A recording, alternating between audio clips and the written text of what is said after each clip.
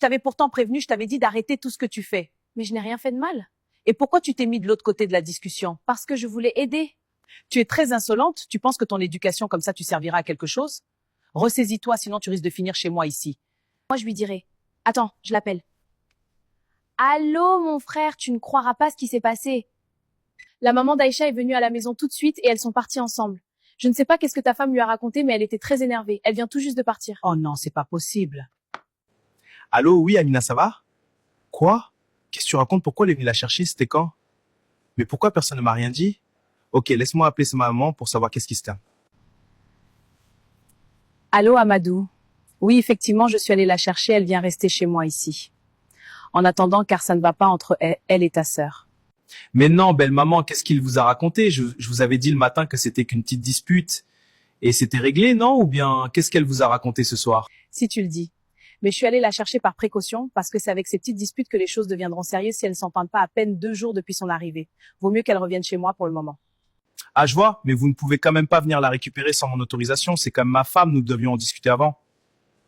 Amadou, comme tu l'as bien dit, c'est ta femme, pas celle de ta famille. Et elle n'est pas non plus un objet. C'est ma fille, si je peux décider pour elle autant que je veux.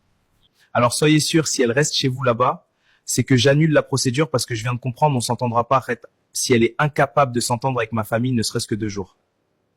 Il n'y a aucun problème, Amadou, tu peux annuler toutes les procédures que tu as commencées. Ce qui reste clair, elle n'en retend pas là-bas et si tu veux, on peut finir le divorce. Mais ne pense pas que tu lui feras de la pression pour un voyage. Allô Amina, je vois que tu avais raison, heureusement je t'ai écouté. J'avais fait l'erreur de l'amener ici directement, je ne saurais jamais. Quel genre de femme est-elle? J'annule la procédure.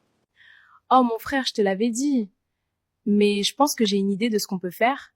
Vu que tu n'as pas encore déposé le passeport pour le visa, et si moi je faisais un passeport à son nom, quand les papiers seront prêts là-bas, moi j'irai faire la demande de visa avec mon passeport, et quand le visa sortira, j'irai à sa place. T'en dis quoi?